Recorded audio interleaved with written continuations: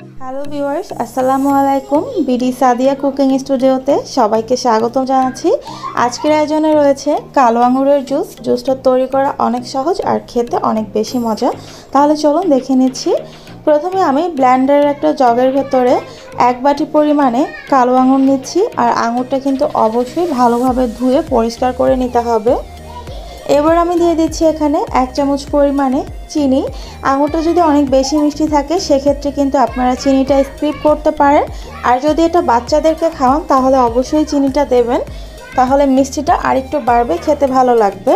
1 চিমটি পরিমাণে দিয়ে দিচ্ছি কালো গোলমরিচ গুঁড়া। কালো গোলমরিচ গুঁড়োটা দিলে কিন্তু মিষ্টির টেস্টটা অনেক বেড়ে যায় আর খেতেও অনেক বেশি ভালো লাগে।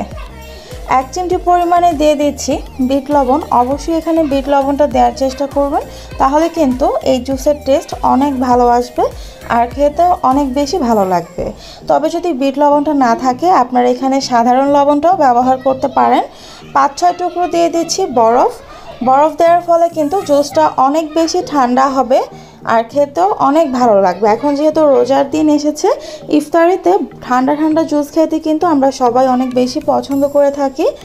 তাছাড়া প্রচণ্ড গরমেও কিন্তু ঠান্ডা জুস খেতে ভীষণ ভালো লাগে।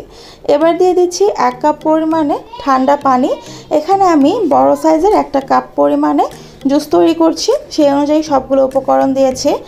এবার ঢাকনা দিয়ে ঢেকে দিচ্ছি আর সবগুলো উপকরণ খুব ভালোভাবে ব্লেন্ড করে নিচ্ছি।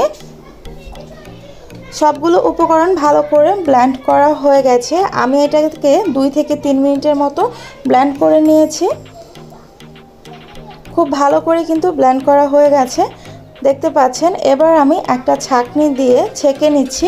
তবে আপনারা যদি এটাকে না ছেঁকে খেতে চান তাহলে কিন্তু সেটাও করতে পারেন। তবে আমি একটা ছাঁকনি দিয়ে যেই গ্লাসে পরিবেশন করব সেই গ্লাসের ভেতরে জুসটা ছেঁকে নিচ্ছি, এতে করে কিন্তু জুসটা একদম মসৃণ হবে। ছাঁকনির সাহায্যে জুসটা ভালো করে ছেঁকে নিয়ে নিচ্ছি। সম্পূর্ণ জুসটা ছেঁকে নিয়েছি। এবার এখানে আমি 2-3 টুকরা বরফ দিয়ে দিচ্ছি, এতে করে কিন্তু জুসটা আরও বেশি ঠান্ডা হবে আর খেতে ভালো লাগবে। আশা করছি আমার আজকের রেসিপিটি সবার ভালো লেগেছে। ভালো লেগে থাকলে লাইক দিতে ভুলে যাবেন না, আর কেমন লেগেছে জানাতে পারেন কমেন্ট বক্সে। আজকে এই পর্যন্তই, সবাই ভালো থাকবেন। আল্লাহ হাফেজ।